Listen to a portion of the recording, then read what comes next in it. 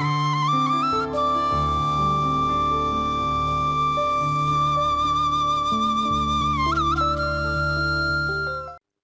TV நேயர்களுக்கு இனிய காலை வணக்கம். இன்று இயற்கை வணக்கம். நேச்சுரல் இயற்கை தான் எம்மை ஆளுகின்றது. ஆக ஒரு மிகச்சிறந்த முன்னுதாரணம், சென்ற வாரம் மன்னாரிலே அங்கு இருக்கின்ற சமூக செயற்பாட்டாளர்கள் இணைந்து, நகரசபை இணைந்து மாபெரும், அதாவது ஓசோன் தினம் கொண்டாடப்பட்டது. அந்த உலக ஓசோன் தினத்து அன்று 10,000க்கும் மேற்பட்ட பனை மரங்கள் நாட்டப்பட்டன. இது ஒரு மிக உயர்ந்த முன்மாதிரியான செயற்பாடு. அப்ப இப்ப பாருங்க, இது ஒரு பெரிய விழிப்புணர்வை தான் நான் உங்களோட கலந்துரையாடுகிறேன். நீங்கள் ஒவ்வொருவரும், நாங்கள் எல்லோருமே இப்பொழுது அந்த பனங்காய் விழுந்து கிடக்கின்றது, அந்தந்த பிரதேசத்தில் இருக்கிறது, அப்படியே விடுபட்டு போகிறது. அவற்றை எடுத்து அந்த பொது நிறுவனங்கள் சேர்த்து அதை சின்ன ஒரு மண் வெட்டாகணும். இந்தியாவில் பனங்காயை பிச்சு போட்டு எறியுது என்று சொல்வார்கள். அதை எறிஞ்சு விட்டாலே வளர்ந்துடும். ஆக ஒரு மிகப்பெரிய சமூக மாற்றம். நேச்சுரல், எங்களுடைய மண்ணை பாதுகாக்கின்ற முதலாவது தாவரம் பனை. பனை எங்களுடைய கற்பகதரு, நீரை ஏந்தி வைத்திருக்கும். அப்போ கடற்கரையோரம் முழுக்க நடலாம். நன்னீரை சேகரித்து வைத்திருக்கும். எங்களுக்கு அளப்பரிய மிக பல உற்பத்தி பொருட்களை தயாரிப்புக்கு உதவுகிறது. ஆக இந்த மன்னார் பிரதேசத்திலே சர்வதேச ஓசோன் தினத்தன்று இந்த பனைமரங்களை நாட்டிய அன்பர்கள், சமூக செயற்பாட்டாளர்கள், நகரசபை பிரதேச சபை உறுப்பினர்கள் எல்லோருக்குமே இந்த நேரத்தில் நாங்கள் நன்றி செலுத்துகிறோம். இதை போல எமது வடமாகாணத்தில் உள்ள, கிழக்கு மாகாணத்தில் உள்ள அத்தனை பிரதேச சபைகளும் நகர சபைகளும் உடனடியாக இப்போ செயற்பாடில் இறங்கலாம்.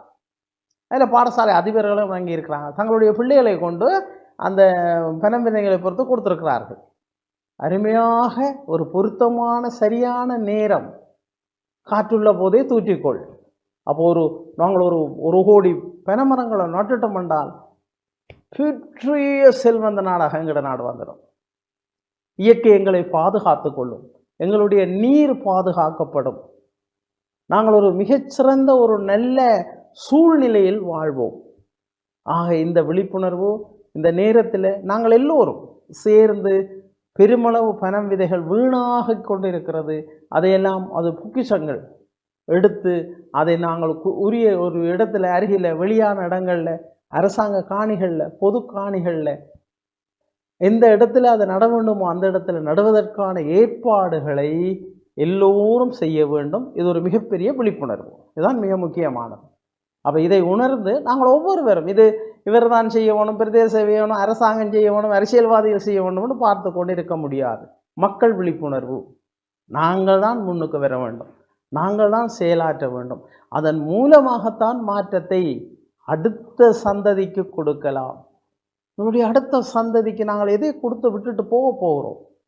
மிக முக்கியமானது இந்த மரம் நடுகை திட்டம். இனி மழைக்காலம் வருகிறது.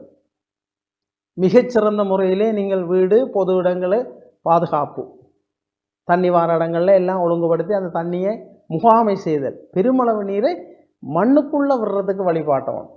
வீட்டுக்குள்ளே தண்ணி கூட வந்துட்டு தான் வெளியில் விடலாம். மிச்ச தண்ணியெல்லாம் முழுக்க உங்களுடைய வளவுக்குள்ளேயே விடுங்கள். அதே போல் தாவரங்கள், பெரிய மரங்கள் நடுகின்ற செயற்திட்டங்களை உடனடியாக விஸ்தரித்து எமது தேசத்தை ஒரு மிகச்சிறந்த நேச்சுரல் இயற்கையுடன் இணைந்த மனித வாழ்க்கையை வாழ வேண்டும். தக்கன வாழ்தல் அல்லன அழிதல். நாங்கள் இயற்கையோடு மோதினால், இயற்கையோடு இரண்டரை கலக்காமல் விட்டால் எங்களுடைய வாழ்வு இன்று பூமி பாருங்க நஞ்சாகின்ற நிலை ஏற்பட்டு கொண்டிருக்கின்றது. ஆமாம், இந்த நிலையிலிருந்து பூமியை பாதுகாத்து, இந்த பிரதேசத்தை பாதுகாத்து, எங்களுடைய மண்ணை பாதுகாக்கின்ற இந்த பசுமை புரட்சியை நாங்கள் எல்லோரும் சேர்ந்து சிறப்பாக மேற்கொள்வோம். வணக்கம்.